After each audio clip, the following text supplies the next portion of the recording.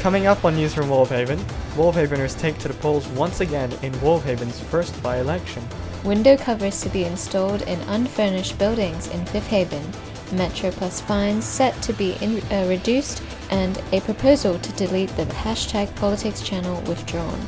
We'll give you a recap of this month's parliamentary business. And the server goes offline for a hardware upgrade while the test server reopens in preparation of a future upgrade to 1.17. I'm Matthew Tofu. And I'm CM Raiders. And Newsroom WolvHaven starts right now.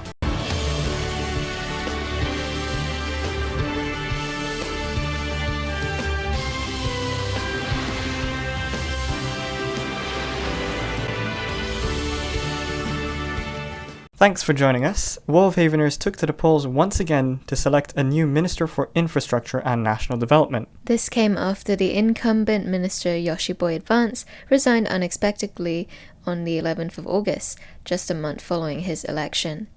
In a statement made shortly after his resignation, Yoshiboy Advance stated that he did not, quote, have any plans and would first be resigning.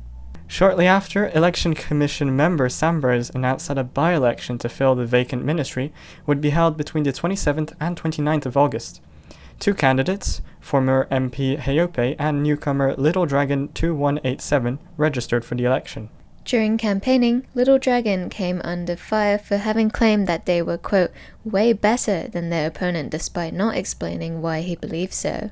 In order to assuage voters' concerns, they promised the release of a detailed manifesto. However, voters were unable to view it as the cool-down period came into effect before they could do so. On the other hand, Heyope kept relatively quiet apart from the release of his detailed manifesto. He promised the completion of Clarence Island in Fifth Haven, the formulation of a master plan for the Fifth Haven port, the removal of what he dubbed the, quote, monofail, more progress on Exchange Place Island, and a smaller, more realistic plan for Calidia's central city. In addition, he stated that there was, quote, something that makes mind not work properly, citing the fact that there have been, quote, little to no major projects recently, and called the lack of candidates for the position, quote, concerning. He pledged to try and figure out the causes of this issue and resolve it. Following the campaign season came the voting period itself. No lines were seen at the only polling station at City Hall in Fourth Haven throughout the polling period, and turnout appeared to be quite low. This was then confirmed following the release of the official results by Election Commission member Sambers a few hours after polls closed. Only 33 ballots were cast during the election, of which all were valid. This was down from 50 votes in July, 46 in February, and 94 in May 2020, as you can see on your screen now. Almost 91% of voters opted for Heyope, with him garnering 30 votes, and 3 voters preferred Little Dragon, amounting to just over 9% of all ballots. The Fifth Haven window covers motion was passed by Parliament with 5 ayes, 1 nay, and 1 abstention this month. The motion proposed by Senator Joch aims to, quote, make adding banners to the Fifth Haven buildings without an interior requirement, though he later clarified that they wouldn't be mandatory, but that buildings could be modified by other builders to include window covers. Also in parliamentary news this month, the penalty fare reduction motion proposed by Minister for Internal Affairs Coetzee was passed by Parliament unanimously this month with 6 ayes. The motion aims to reduce the penalty fare following, quote, recent complaints and agreement that it was too high, to $50 WolvHaven dollars. Various MPs and independents alike debated over the proposed penalty fare, with independent Little Doggy 2 proposing a reduction to $25 WolvHaven dollars, while Imperial Bloc seems satisfied with one ranging from $20 to $50. Coetzee initially resisted calls to further reduce the penalty fare, stating that $25 would be, quote, a bit small in a place where $100 can be easily earned back anyway, let alone $50. He went on to state that the penalty fare should be, quote, an amount where it is still a deterrent for the proper fare evaders, but also a reminder of the fact that you should be tapping in and out when you have been accidentally fined. He, however, conceded that he offered his motion as a, quote, stepping stone, so saw no problem to lowering it even further. General MP Imperial Bloc disagreed, stating that the metro was already, quote, expensive, and that, quote, Metro fans already risk bankruptcy every day for their activities. He stated that if the fair was really meant to be a reminder, he questioned why players were allowed to hold more than one ticket at a time in their inventories or use teleportation commands in the paid areas of the Metro. Independent Somting Wong replied stating that no one stopped people from buying multiple tickets even in real life, while Senator Matthew Tofu stated that players shouldn't have multiple tickets if they can't keep track of which one they're currently using. On the other hand, President Silverwolf chimed in to the discussion with a more radical proposal of eliminating automatic penalty fares altogether. He stated that the, quote, system is too rigid for honest mistakes and makes the administering of refunding the fines an absolute pain. In reply, Coetzee sarcastically commented that the Metro should be abolished and that players should instead walk. However, he also made a concession of amending his bill to reduce the penalty fare to $25. And finally, in parliamentary business this month, the #Politics channel amendments motion proposed by former MP Gravity Duke was withdrawn shortly after debate had started. The motion aimed to remove the #Politics channel, as Gravity Duke claimed that he and many other WolvHaveners would get, quote, very angry, often stemming from, quote, fairly heated debates regarding politics. He also mentioned that, quote, politics serve no purpose in benefiting the community, and that some toxicity had apparently stemmed from the channel. Senator Matthew Tofu was the first to start in the debate, explaining that a simple solution to combat the proposer's unhealthy addiction and anger issues, as well as an alternative to removing the channel entirely, was Discord's mute channel button, which prevents the channel from being highlighted in white when there are unread messages. Gravity Duke at first defended his motion, stating that, quote, I think the server just needs to get rid of discussion of all real-life politics, particularly since he and other people were apparently, quote, sick of it. Matthew Tofu rebutted, saying that this would unfairly bar those who do want to talk about politics, and independent Somting Wong added that removing the politics channel would simply move the discussion of politics to other channels instead. The proposer finally withdrew the motion within a half an hour of its proposal. The server continues to experience upgrades to its hardware, as DevCom head Nixilis had announced on the 5th of August that the WolvHaven server would be down from the 13th to the 14th of August for around 2 to 4 hours in order to implement new hardware changes. The changes meant that the server machine would be operating on double its previous RAM capacity. Separately, DEFCON member admin _11 announced on the 11th of August that WolvHaven's test server had been upgraded to 1.17. Underscore emphasized that the well-known and useful plugin, Image on Map, did not support 1.17, resulting in all maps in the world being wiped. He further explained that he was looking at alternative plugins that would hopefully fill in Image on Map's role, and was looking to get as much community feedback as possible. Underscore also added that the restarts on the test server were not going to be daily, and that TNT had been enabled. The Metro, Bert, and Spawn were however asked to be left alone from the usual community carnage in order to test out features in the test server. Still ahead, new model technology has been taking the server by storm recently, yet calls have been made to regulate its use. We'll tell you all about it. And I spoke to Josh earlier, who's in charge of this server's new publicity strategy. Stay with us here on Newsroom WolvHaven.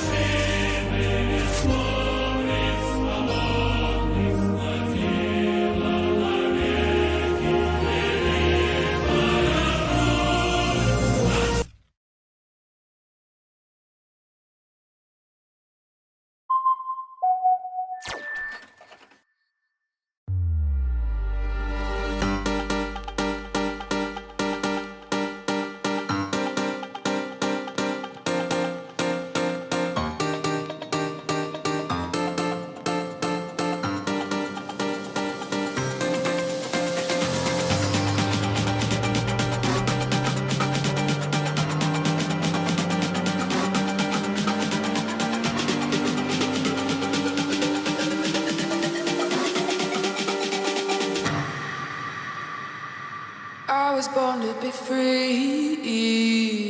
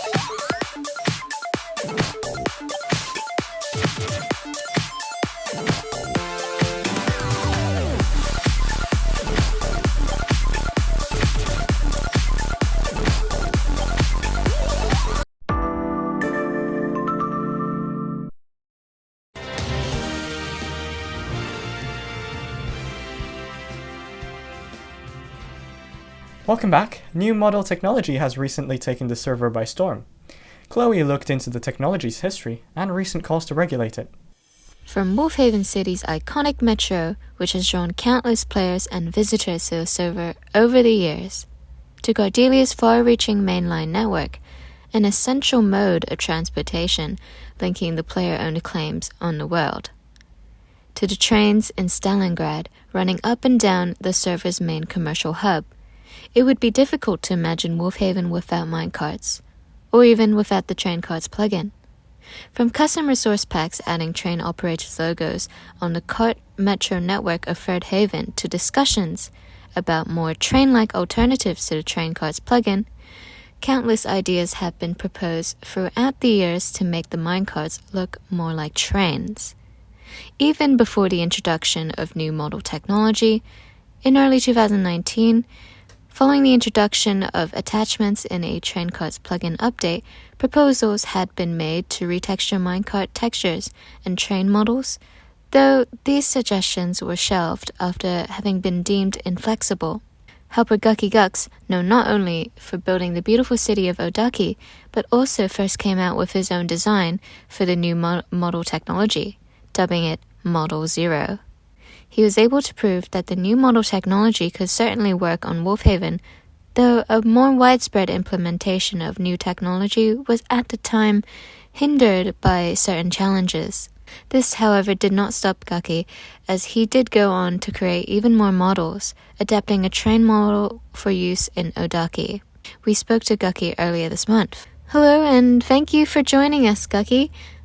Recently, there has been a lot of discussion on a particular thread of the hashtag City Building channel on the WolvHaven Discord server, particularly after you shared pictures of realistic-looking curved tracks in Odaki using a resource pack. And on that subject of making trains more like trains, what is your general opinion on new model technologies and their future in WolvHaven? New model technology is one of the biggest changes from the train carts plugin. I am happy to see people have begun to use these features to create many wonderful systems. It benefits from great freedom on defining rolling stocks and railway tracks. I think from other methods of importing models, new model technology packs are only to be used inside servers to work.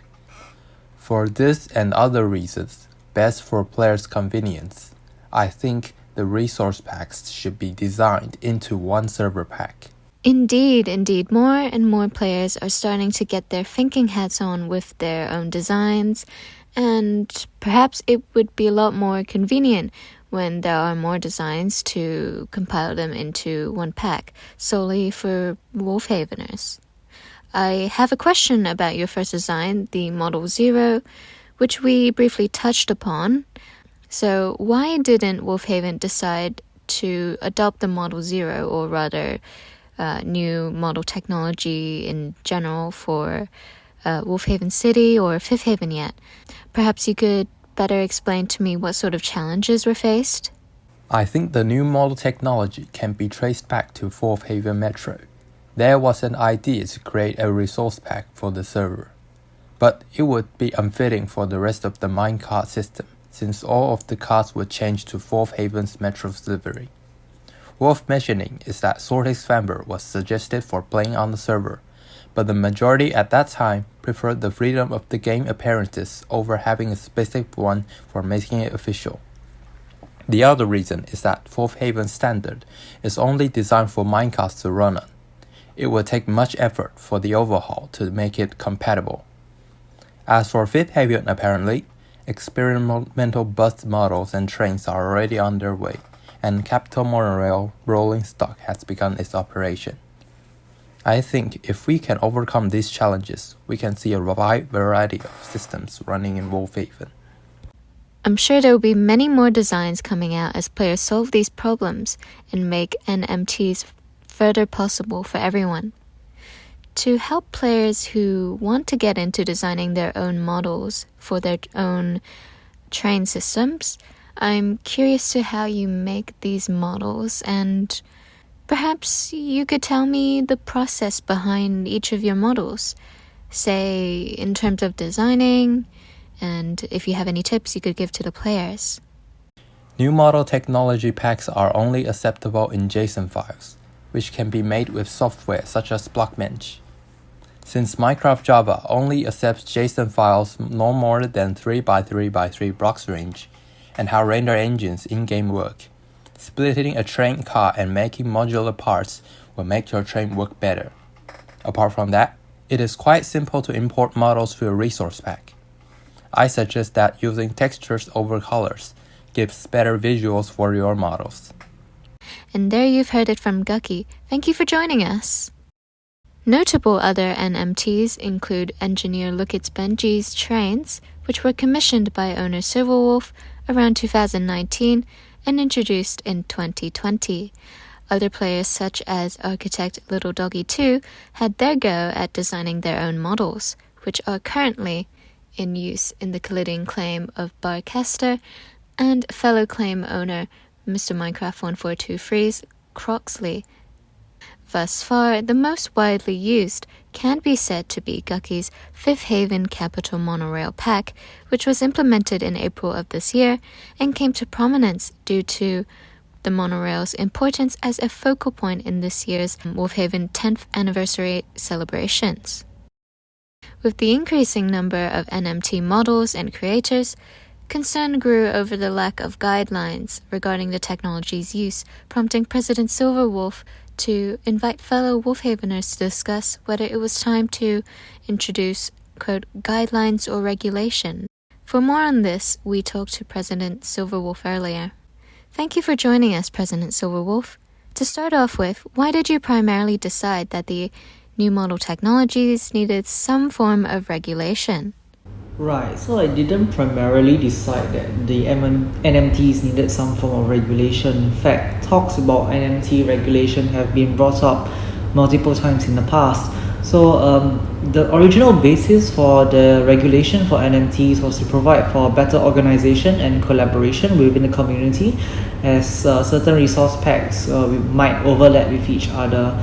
So each model is tagged to a specific item in game, which is actually rather limited. So we really wanted to avoid any form of like overlapping or conflicts within the various resource packs that were going to be on the server. Now that we have really seen quite a lot of NMT packs arise, with download links to them being very hard to find or being all over the place, the primary reason why I suggested regulation was to allow for all members of the server to be able to gain access to these resource packs with relative ease. We wouldn't want the NMT packs to eventually become a way for certain members of the community to ostracize others or force things like memberships upon other members. So this is why I think this is the main goal of the regulation to begin with. That is certainly a very fair point with all these packs coming out. If I may ask, what is your general opinion on new model technology, particularly the ones that the WolvHaven community have made? And do you think we will be seeing more of these become commonplace soon? So regarding the current NMTs on the server, yeah, they are definitely much better than what I could have ever created.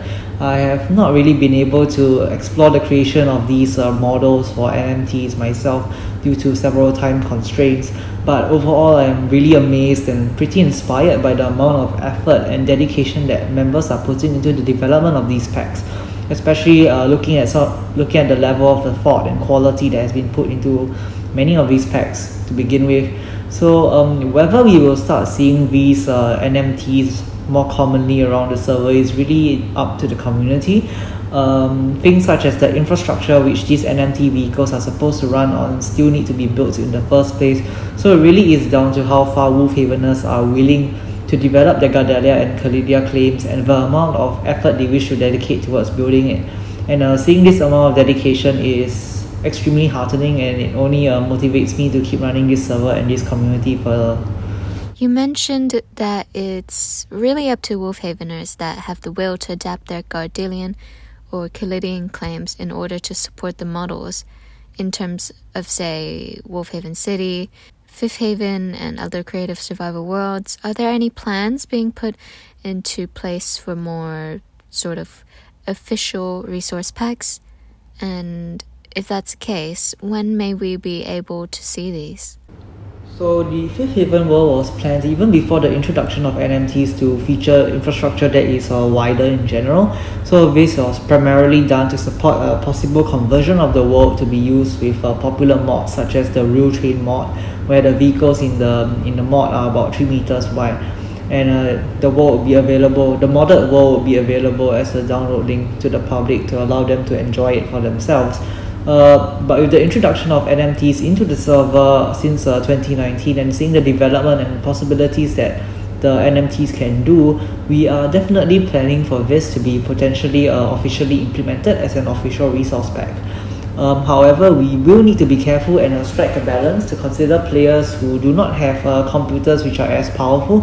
Hence, there's a limit to the level of quality that we can introduce for this official pack itself. And as of now, admin Josh is doing an amazing job developing many NMTs, not only for his own Gardalia claim, but also for the server in general. So when the world is ready, when Fifth Haven is ready, I think that would be an appropriate time to introduce it officially into the server. And if you really want to have a quick preview of what NMTs can do, you can hop over onto the WolvHaven YouTube channel and view the videos. I believe Josh recently released a bus ride one which features an NMT bus across that goes around the capital. So yeah, that is pretty interesting, and it's really exciting to see what NMTs can do for our server. We'll all be looking forward to what's to come. Thank you again for joining us. Moving on now, WolvHaven's YouTube channel has once again been put in the spotlight following the release of new time lapses and most notably claim showcases. Matthew spoke to admin Josh of the Ministry for Culture and Foreign Affairs about the seemingly new strategies put into place to promote WolvHaven. Hello Josh, thanks for joining us. Can you tell us a little more about WolvHaven's new publicity strategy, notably the showcase videos that we've been seeing appear on the YouTube channel? Well, ever since YouTube Shorts and TikTok sort of rose in popularity, we've toyed around with the idea of branching out to these platforms to expand our reach. But we've never really found that niche where we could really showcase the server authentically in such a short time span. But somehow things fell into place, and I found myself with more time and decided upon showcasing the great cities that supplement our main world. This is in addition to the usual Metro time-lapse videos. How have these Metro-related videos historically done in bringing new players to WolvHaven? Oh, these videos most definitely bring in the most players into WolvHaven. Even I myself found out about WolvHaven through the time-lapses, so I can proudly say that they have and continue to draw players into WolvHaven. Does this reflect a change in the type of players that WolvHaven is targeting?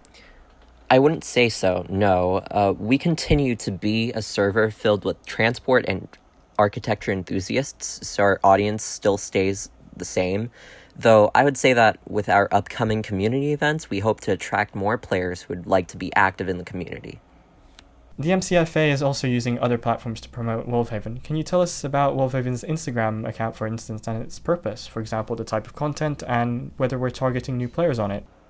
If we're being honest, we have zero strategy in our posts. They tend to coincide with video releases, but in general, we post pretty sporadically. We do get a few players here and there, but our socials serve better as galleries, and there isn't much of a plan to expand it from what it is. Are there any further ideas that your ministry is exploring? Well, we want to keep everything under the wraps for now, but we've been planning for well under a year to have a 3 to 6 race calendar for Formula WolvHaven. And all I can say is keep an eye out because you won't regret it. Thanks for that. In Discord news, threads were finally enabled on WolvHaven's Discord server from the 20th of August. In a statement made in announcements, admin Karoo stated that server staff decided it was time to put threads to the test in the wider community. They reminded players that threads could currently only be created in channels included in the Beyond WolvHaven category. Players have to ask staff members should they wish to create a thread in any other channel. Finally, Karoo welcomed any and all feedback regarding the changes. And finally, an unfilmed trial edition of Jeopardy was held on the 28th of August.